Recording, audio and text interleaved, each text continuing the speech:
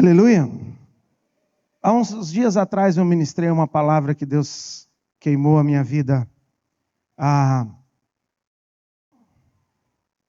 um tempo atrás, deixa eu tentar montar aqui de uma forma mais calma. Mas há um tempo atrás, quando eu comecei o ministério, como diz meu filho, Caleb brinca muito comigo, que eu falo alguns dias atrás, pode ser 5 anos, 10 anos, para mim ainda é alguns dias atrás. É que o tempo passa às vezes tão rápido que a gente às vezes não... E às vezes eu falo uns dias atrás, o Caleb, pai, o que define aí? Que uns dias atrás é uns meses, né? Mas para mim pode ser alguns anos.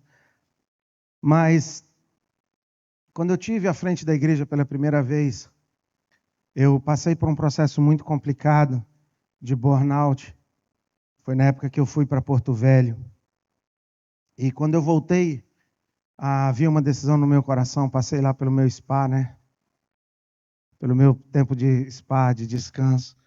E a gente Deus teve o jeito dele de tratar, mas quando eu voltei eu tinha uma decisão de nunca mais estar no ministério, de nunca mais pisar à frente de uma igreja, de nunca mais estar liderando uma igreja. Porque eu sabia o que era ser líder, eu sabia o que era ser pastor, eu sabia o que era. E eu sabia o preço que eu teria que pagar para poder voltar onde eu estava. Eu sabia o preço que eu ia pagar de críticas, eu sabia de preço que eu ia pagar de fisionomia de pessoas, eu sabia de coisas que eu ia ter que pagar. E você pode pensar que não, mas às vezes aqui na frente a gente vê tanta coisa que dói o nosso coração.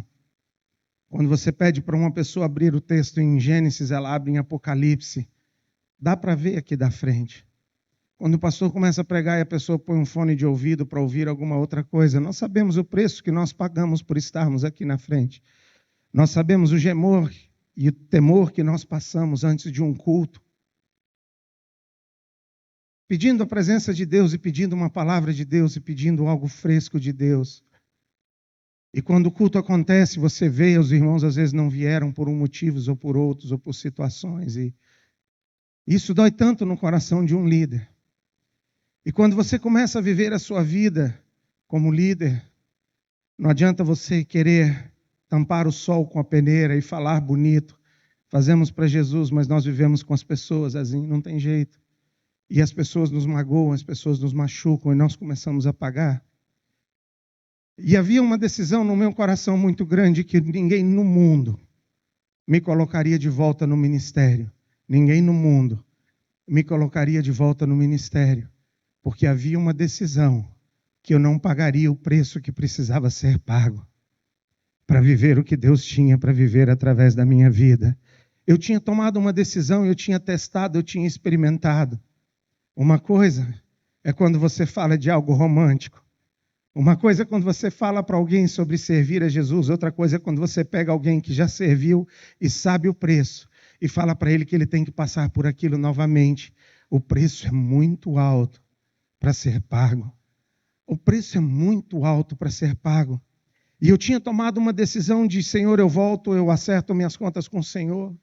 Depois que eu saí do presídio, eu volto, eu acerto a minha vida com o Senhor, mas eu nunca mais subo no ministério. Eu lembro de uma reunião que nós tivemos, eu não sei se meu pai vai lembrar dela, mas nós tivemos uma reunião. E na época, por causa da crise financeira que eu estava passando, eu comecei a passar por uma crise financeira sem igual. Cara, tudo que eu fazia dava errado. Eu tentei mexer com reciclagem, eu tentei mexer com venda de carro, eu tentei mexer com tudo e tudo dava errado.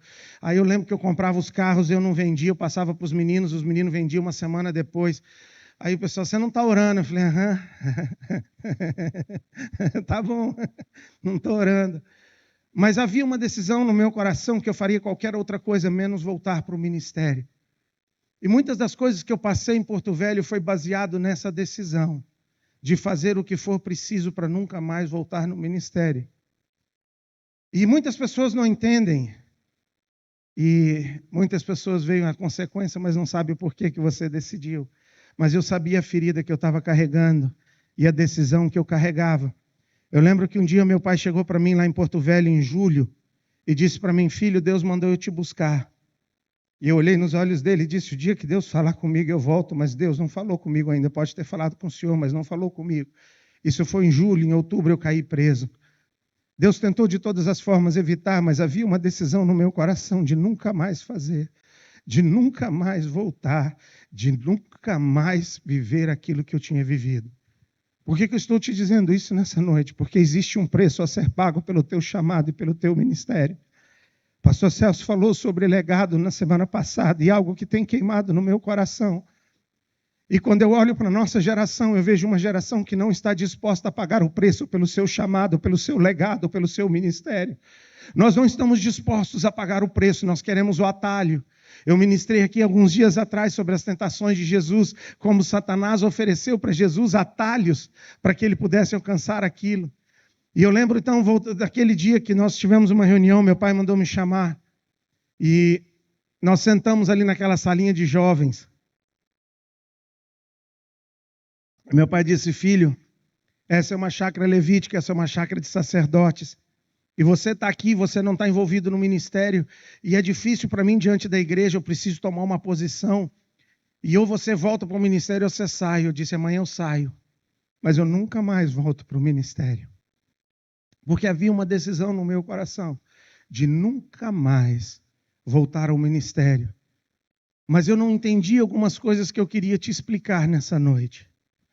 E quando eu tomei essa decisão, eu lembro que ele falou: então sai. Eu falei: beleza, amanhã eu saio. Não tinha nem para onde ir. Estava passando por uma crise, não tinha nem como pagar um aluguel, não tinha nada.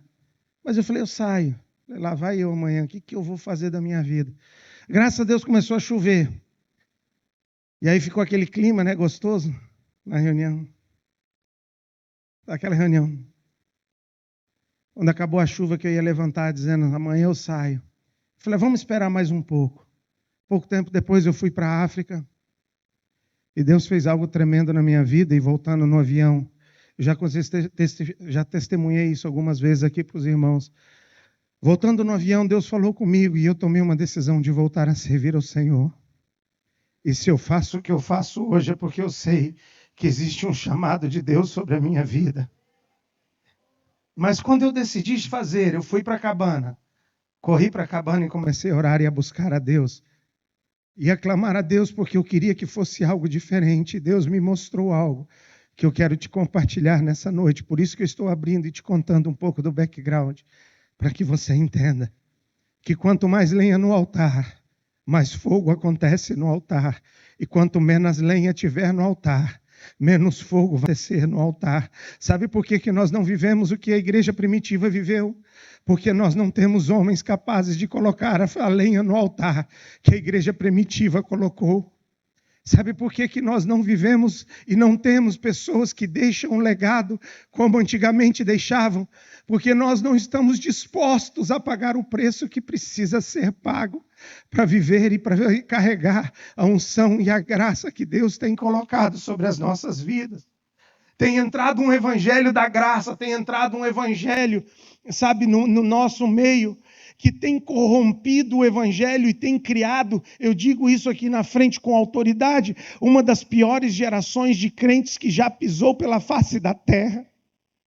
Uma geração que está preocupada com carro novo, que está preocupada com isso ou com aquilo, mas não está disposta a pagar um preço pelo que elas vivem, não estão dispostos a pagar um preço pelo seu chamado, não estão dispostas a gastar os seus dias servindo a Deus.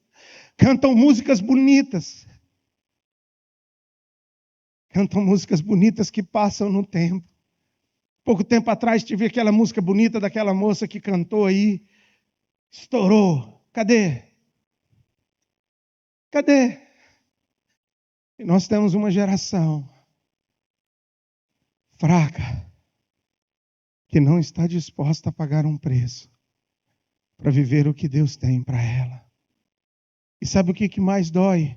Isso significa isso em todas as áreas da nossa vida. Isso não é só ministerial. Isso é espiritual. Isso também é na área de trabalho. Isso é no mundo secular. Na nossa época de estudo, na época dos nossos pais tinha palmatória. Na nossa época a professora jogava um apagador. Mano, vocês não sabem o que é um apagador voador. Vocês não têm noção do que é um apagador de madeira voando por uma sala de aula e acertando a cabeça de uma criança. Mas hoje nós temos uma geração que os professores não podem chamar a atenção das crianças. Nós temos uma igreja que não podem disciplinar e não podem falar sobre pecado. Porque nós temos uma geração e nós estamos se tornando uma geração Nutella. Nós estamos se tornando numa geração Nutella. E sabe o que mais me dói? É que eu faço parte dessa geração. E a gente só tem um tiro para dar. A gente só tem uma oportunidade, nós só temos uma chance para dar. Nós não vamos viver de novo. Nós não vamos viver de novo, nós só vamos viver essa vida. E se você não fizer o que Deus tem para realizar através da sua vida, nessa vida, não vai ter outra, querido, não vai ter outra. E eu venho te dizer nessa noite, acorda. Tenho pregado isso desde janeiro, tenho falado sobre isso, te despertas, ó tu que dormes, ensina-nos a contar os nossos dias, ensina-nos a entender que há um preço a ser pago pelo teu chamado, pelo teu ministério, pelo que Deus tem para realizar através da sua vida. Entenda que sem sacrifício não há fogo sobre o altar. Entenda que sem sacrifício não há fogo sobre o altar. Você pode conversar com qualquer empresário, com qualquer dono de empresa, que ele vai te dizer uma coisa: se o patrão não trabalhar mais do que qualquer funcionário, a empresa não vai para frente. Mas nós preferimos ter um salário e vivermos uma vida comum. Nós preferimos não pagar o preço de sermos o que Deus nos criou para ser. Vamos abra comigo a sua Bíblia, vamos ficar de pé em reverência à palavra de Deus. Tenho tentado trazer esse princípio, Pai, de volta.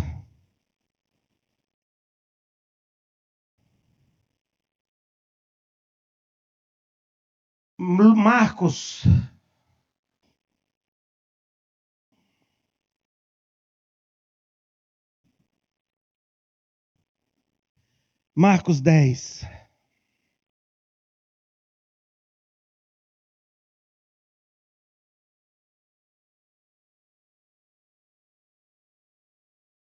Marcos 10. Todo mundo abriu o versículo 17, amém?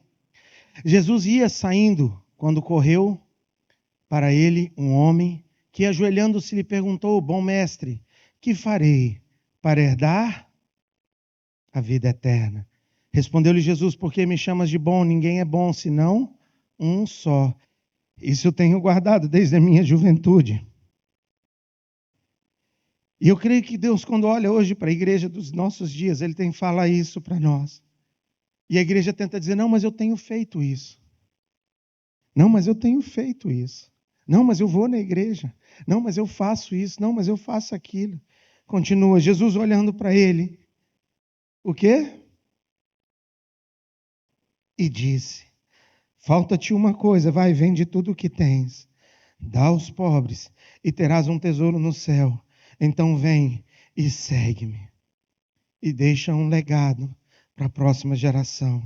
Ele, porém, contrariado com essas palavras, retirou-se triste, porque possuía muitas propriedades. Então Jesus, olhando ao seu redor, disse aos seus discípulos: quão dificilmente entrarão no reino dos céus os que têm riquezas.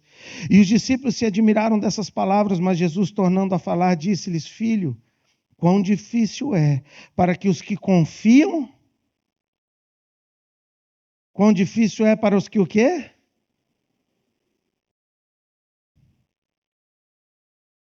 Onde está a tua fé, querida? Entrar no reino de Deus. É mais fácil passar um camelo pelo fundo de uma agulha do que entrar um rico no reino de Deus. E eles se admiraram ainda mais, dizendo entre si: então quem poderá salvar-se? Jesus, porém, olhando para eles, para os homens, disse para os homens: o quê? Mas todas as coisas são possíveis em nome de Jesus. Pode assentar. Quando eu olho hoje para a igreja, e quando eu olho para a igreja no geral hoje, para o meio evangélico, para Vinho Novo, para as igrejas no meio geral, eu vejo a igreja como esse jovem rico, fazendo o que precisa ser feito, mas não disposto a pagar o preço para viver algo mais em Deus. Fazendo o que precisa ser feito. Não, presta atenção, eu não estou aqui falando sobre salvação, eu estou falando sobre legado. Eu estou falando sobre deixar uma história. Eu estou falando sobre influenciar uma geração. E é isso que Satanás tem confundido a igreja.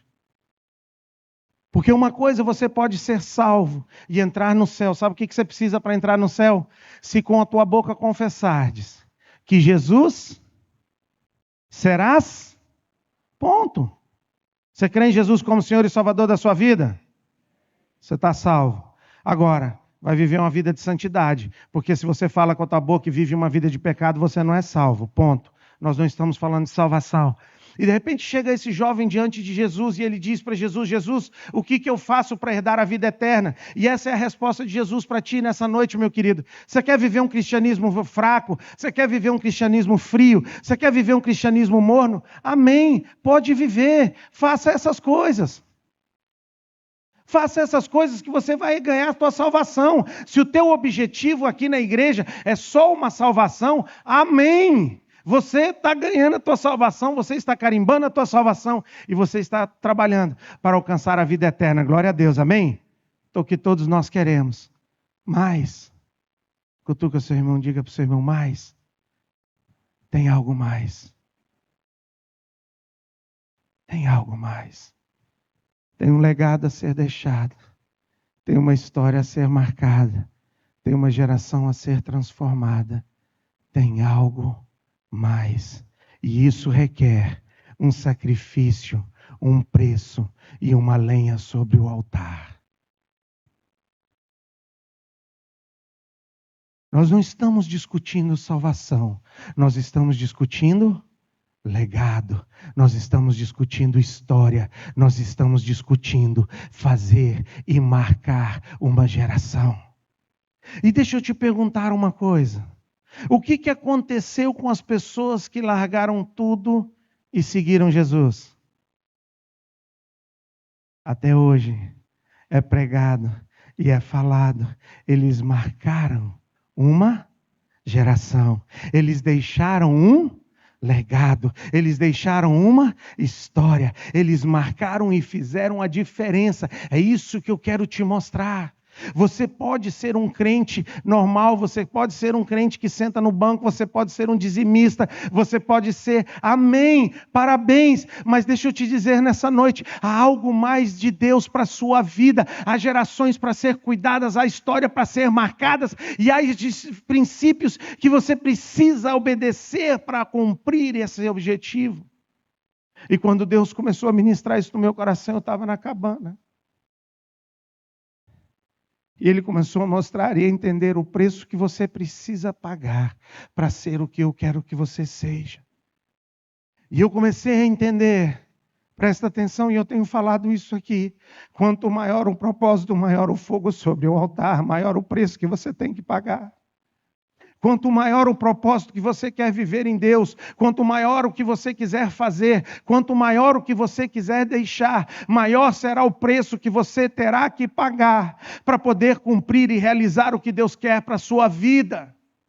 Eu vou te ensinar e vou colocar isso de uma forma simples para você entender. Você quer ter uma empresa pequena, uma lojinha pequena, você vai gastar um tempo, você vai ter um trabalho, mas se você quiser ter 10 funcionários, você vai ter mais trabalho. Se você tiver 20, vai ter mais. Se você tiver 50, você vai ter mais. Quanto maior você quiser crescer, maior o preço que você precisa pagar. Você pode ter muito bem se formado no 3º grau, parabéns. Mas se você quiser um diploma da faculdade, o que você precisa fazer? Estudar. Aí depois de você estudar, você quer crescer mais, tem o quê? Mestrado, doutorado e assim vai. E é isso que eu estou tentando te mostrar nessa geração. Há um preço a ser pago pelo que você carrega. Há um preço a ser pago, mas isso não determina a tua salvação. Presta atenção. Mas isso determina o seu legado e a sua história. Qual é a história que você vai deixar para os seus filhos? Qual é a história que você vai deixar para a geração que vai ser contada depois de você? Porque uma coisa eu te garanto, um dia uma história vai ser contada.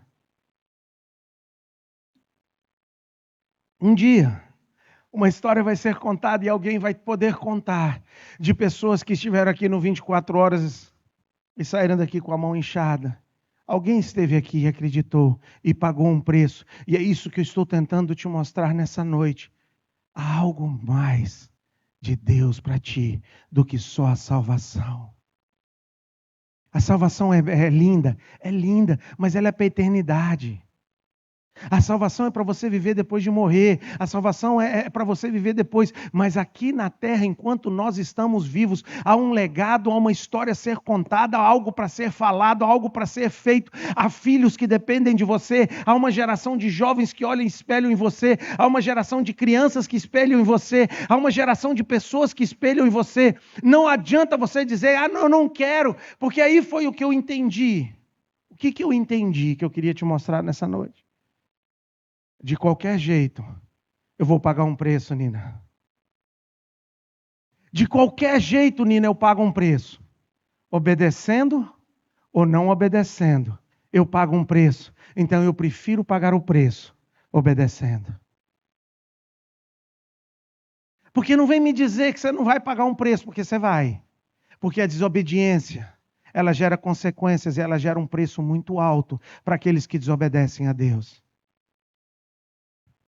Aqueles que não cumprem o propósito, aqueles que não fazem o que Deus mandou, há um preço a ser pago e o preço é alto. Então, quando eu olhei um, olhei o outro, acho que é melhor eu obedecer, porque é um preço que eu pago.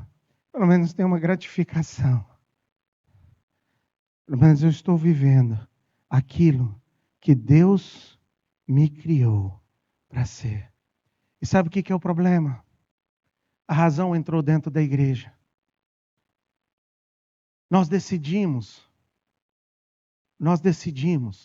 o que faz sentido e não faz sentido. Abra sua Bíblia comigo em 2 Coríntios, pode ficar sentado mesmo. 1 Coríntios.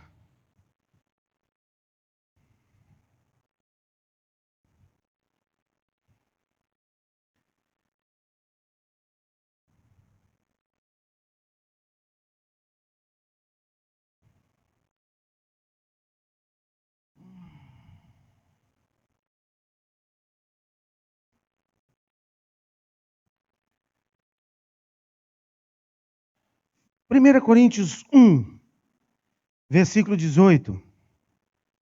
1 Coríntios 1, versículo 18. O que diz aí?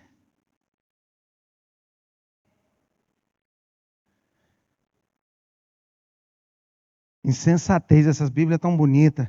Pois a palavra da cruz é loucura para os que perecem. Quem que perece? Quem está perecendo? É o mundo lá fora. Então presta atenção. A palavra de Deus é o quê? Para os homens lá fora. Para os que estão no mundo, para os que estão lá fora, para as pessoas que estão lá fora, a palavra de Deus é? E o problema é que a razão entrou dentro da igreja. Mas pastor, eu tenho a minha razão, eu tenho a minha motivo, eu tenho a minha justificativa, eu tenho boas justificativas para não fazer aquilo que Deus mandou eu fazer. E quando você tem boas justificativas, você acha que isso te isenta.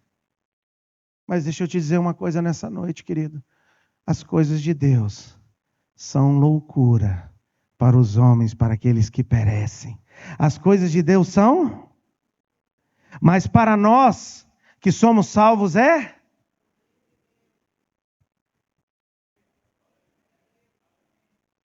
Pois está escrito, destruirei a sabedoria dos sábios e aniquilarei a inteligência dos inteligentes. Onde está o sábio? Onde está o mestre da lei? Onde está o questionador deste século? Não tornou Deus loucura a sabedoria?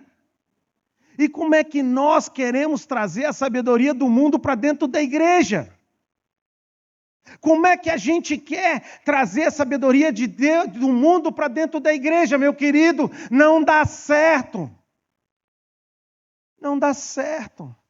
Porque a palavra nos ensina outra coisa. A palavra nos diz que buscai primeiro o reino de Deus e o mundo diz buscai primeiro o quê? O dinheiro. As coisas não dão certo, as coisas não batem, aí de repente nós entramos e complicamos, e entramos e nos encontramos num conflito tão grande, porque nós estamos tentando agradar a dois senhores. E deixa eu te dizer uma coisa nessa noite: ou você agrada um, ou você desagrada o outro. Não tem como agradar os dois. Eu te digo nessa noite, não tem como agradar os dois. Faça o que Deus está te mandando fazer, mesmo que não faça sentido. Mesmo que vá contra o natural, mesmo que pareça loucura, as coisas de Deus são loucuras para os homens. E quando eu comecei a entender isso, eu comecei a dirigir a minha vida por esses princípios. E às vezes algumas pessoas dizem para mim: cara, é loucura o que você está fazendo. Eu sei que é loucura.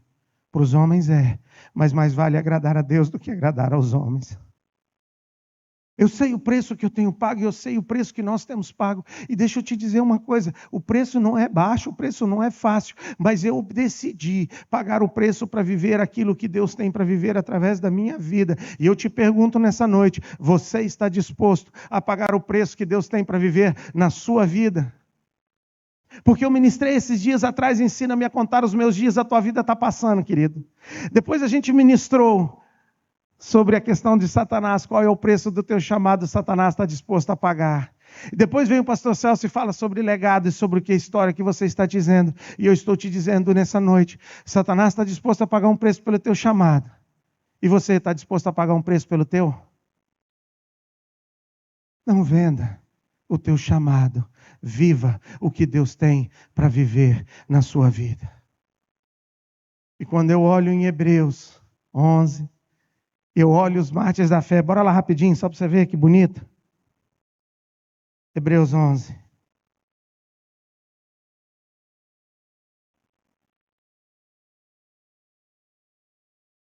Pastor, mas você está falando de graça. Cadê a graça? Vou te mostrar, calma. Porque Deus falou comigo. Espero que Ele fale contigo nessa noite. Hebreus 11, todo mundo abriu?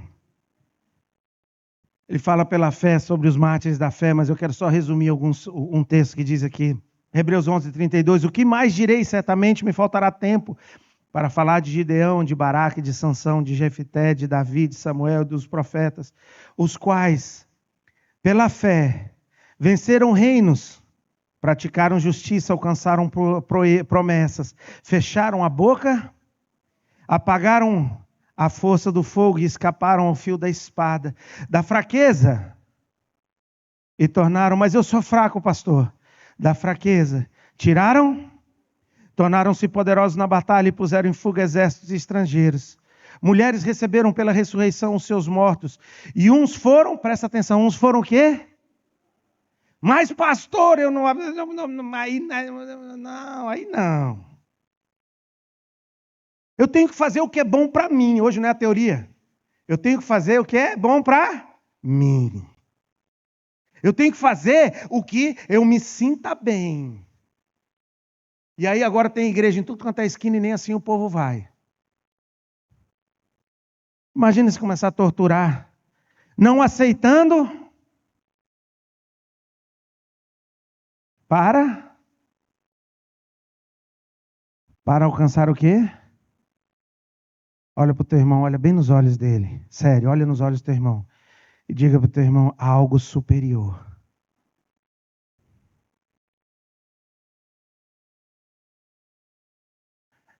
Há um legado superior nele.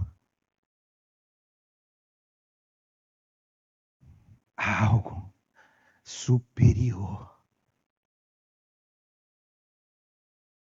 É mais do que salvação. Há algo superior. Outros experimentaram o quê? Versículo 36. Outros experimentaram o quê? Mas não sei o que o pessoal vai falar de mim, Salim. Sabe, eu não sei o que as pessoas vão dizer. E a gente cantou: não importa o que vão dizer de mim, eu quero é Deus. Mas nós regramos a nossa vida pelo que as pessoas falam. e açoites, e até algemas e prisões.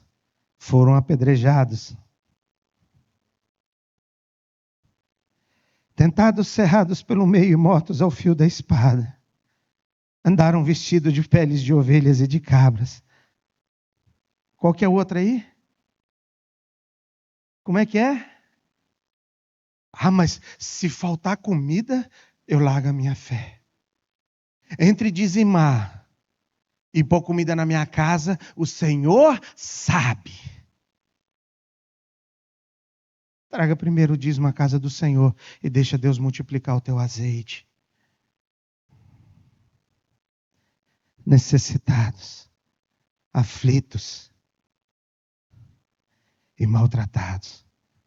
Mas versículo 38. O mundo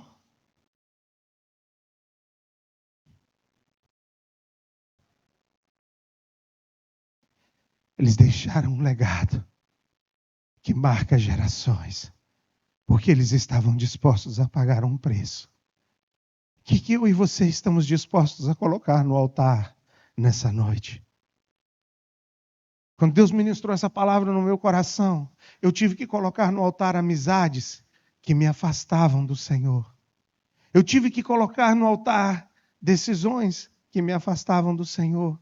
Eu tive que colocar coisas no altar do Senhor que estavam me tirando da presença de Deus e que estavam me afastando do projeto e do propósito que Deus tem para realizar na minha vida. Eu decidi pagar o preço e é isso que eu estou tentando te mostrar. Há um preço a ser pago e você não vai viver e não vai atingir o que Deus tem para ti se você não estiver disposto a pagar um preço para deixar um legado e uma história e algo para a próxima geração. E quando eu olho as histórias de Sadhu Sundar Singh, homens que marcaram e que marcaram gerações, homens que andaram errantes, homens que viveram pela fé, que marcaram a geração, porque eles tinham coragem de viver o que Deus tinha para eles. Cadê essa geração? Ah, pastor, você não pergunta, eu mesmo pergunto e eu mesmo respondo. Cadê a graça? Cadê a graça?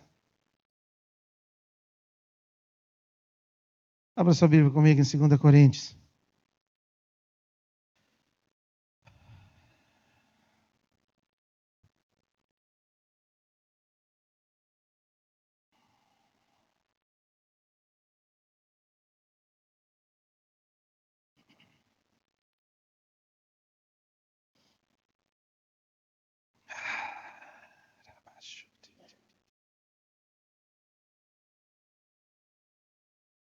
Segunda Coríntios 11.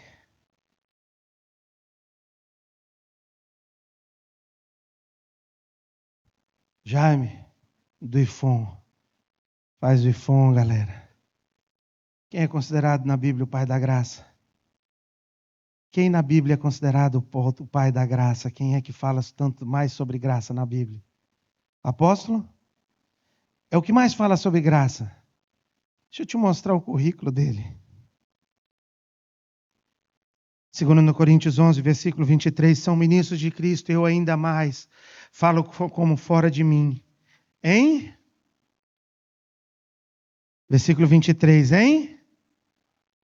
Ah, pastor, mas a graça. Em açoites, mais do que eles, e em prisões, muito mais, em perigos de morte, muitas vezes. 5 vezes recebi dos judeus a quarentena de açoites, menos um. 3 vezes fui assaltado com varas, e uma vez fui apedrejado, 3 vezes sofri naufrágio.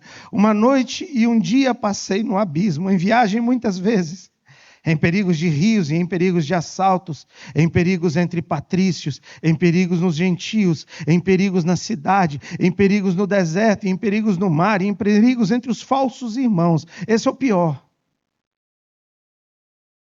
Porque você ainda se defende contra as pessoas que você sabe que vão te fazer o mal, mas o duro é aqueles que você acha que vão te fazer o bem. Em trabalho e fadiga, em vigílias muitas vezes. E marca uma vigília para ver quem vem.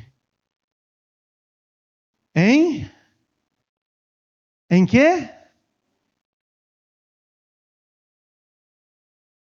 Mas isso não é de Deus.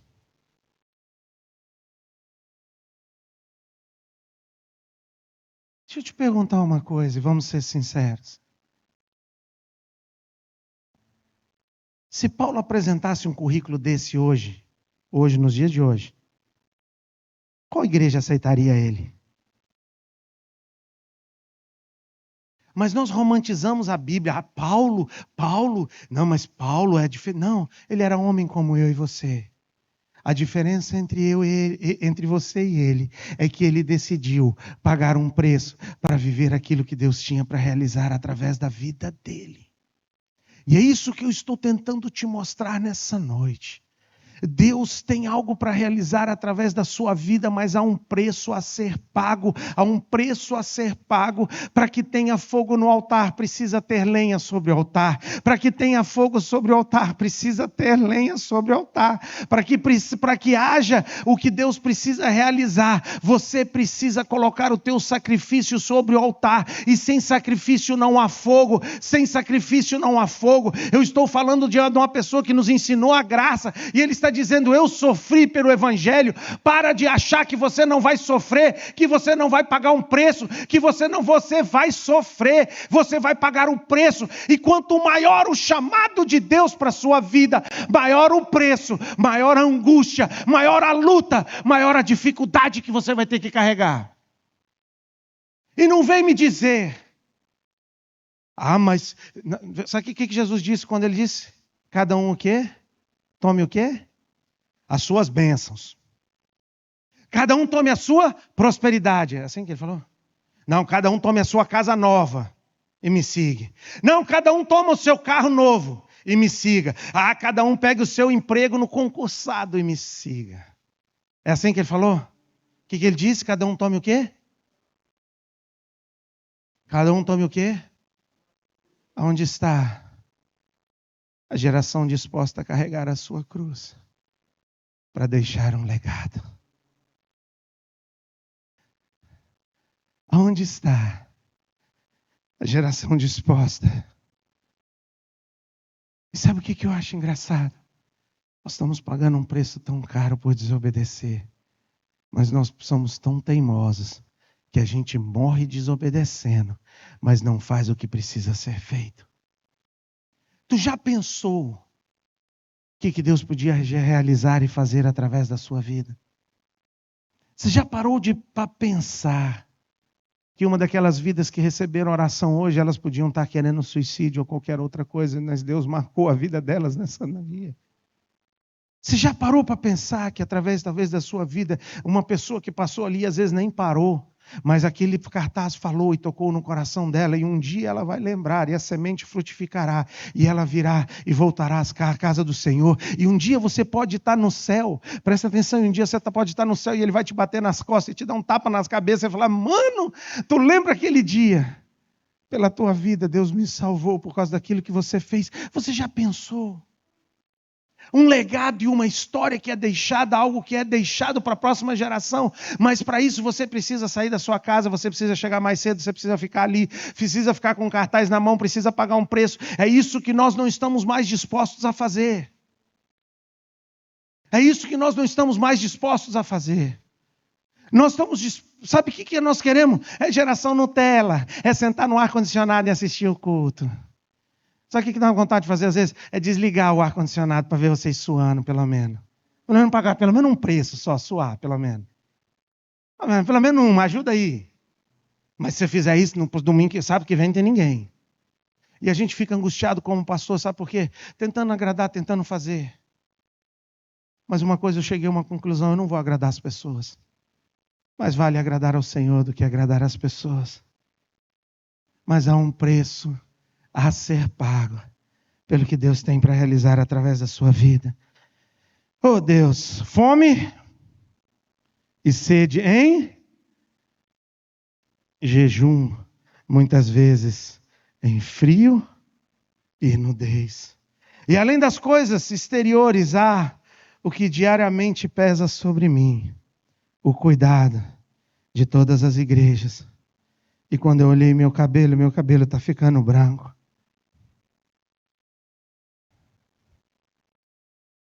E a gente vai carregando uma angústia.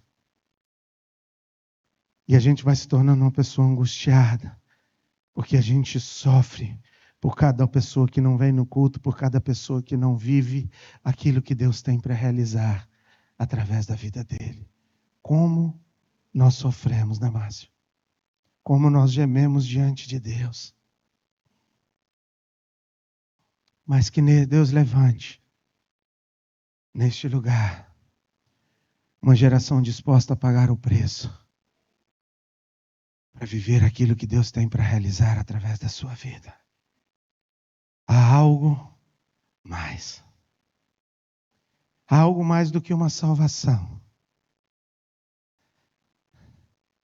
Há algo mais do que uma vida eterna. Há uma vida aqui na terra, marcando gerações, marcando histórias, marcando pessoas. E quando eu entendi isso, eu coloquei no altar do Senhor pecados que eu cometia, que me afastavam de Deus, eu estou sendo sincero. Coloquei amizades, coloca no altar.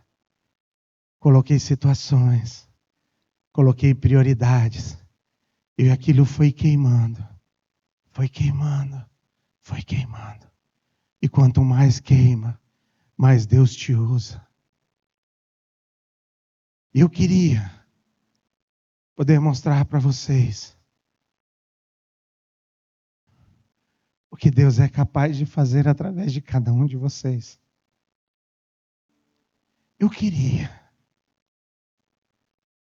que Deus abrisse os teus olhos espirituais e te mostrasse como o profeta põe as mãos sobre aquele jovem e diz: Deus, abre os olhos espirituais. Eu queria nessa noite poder fazer isso. Você ver o que Deus poderia realizar através da sua vida, o legado que você poderia deixar, a história que você poderia deixar. Porque um dia, quando contarem uma história da Vinho Novo, meu nome vai estar escrito lá, de alguém que lutou pelo menos alguns anos para segurar e para fazer aquilo que Deus tentou fazer. Fiz a minha parte, passei o meu bastão, Jaime, na minha vez, não vou deixar cair. Na minha vez, não. Eu vou fazer o que for preciso para viver o que Deus tem para fazer na minha vida. Volto a te perguntar, qual é o teu preço? Satanás está disposto a pagar. Volto a te perguntar, qual é o teu preço? Você está disposto a pagar? Vamos ficar de pé.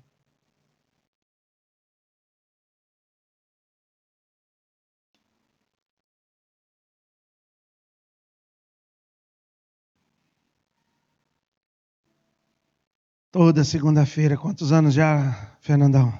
Fernandinho? Fernanda? Quantos anos? Lá no Coreta?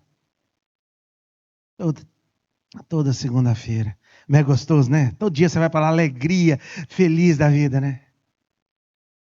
É um preço a ser pago por vidas e por almas. Há um preço a ser pago. Entenda o que eu estou tentando te dizer nessa noite, há um preço a ser pago. E quanto maior o projeto, quanto maior o chamado, quanto maior o preço a ser pago. Quanto maior o que Deus quiser fazer através da sua vida, maior será o preço a ser pago. E isso inclui, presta bem atenção, isso inclui santidade. Isso inclui uma vida de entrega. Isso inclui uma negação de si mesmo. Cada um que quiser me seguir, negue-se, tome a sua cruz e siga. E que Deus levante nesse lugar uma geração disposta a pagar o preço para viver o que Deus tem para ti. Em nome de Jesus, Pai.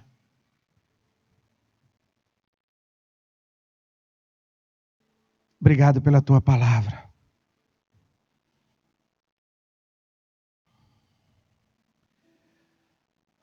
Obrigado pela tua palavra. E o que eu te peço nessa noite,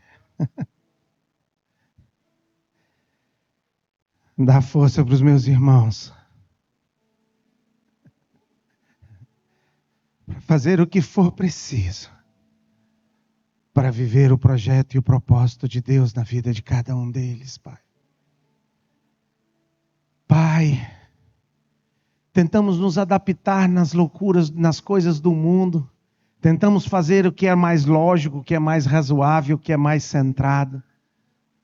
Tentamos fazer o que é melhor na nossa cabeça e na nossa inteligência. E tomamos caminhos errados, essa é a verdade. E pagamos um preço tão alto por eles. Mas nessa noite, nesse santo lugar, eu te peço, traga os teus filhos de volta que precisam voltar. Tragam aqueles que tomaram caminhos errados que precisam voltar. E levanta neste lugar uma geração disposta a marcar a sua história, a marcar a sua geração, a fazer a diferença onde eles estiverem, a pagar o preço, a viver as loucuras de Deus, não as coisas do homem, não as inteligências do homem, mas vivendo as loucuras de Deus. Levanta neste lugar, Pai. Levanta neste lugar, Pai.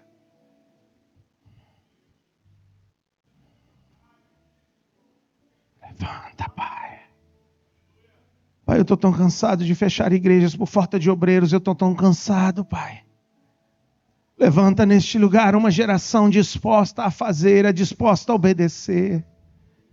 Pai, tanta gente buscando o seu próprio querer.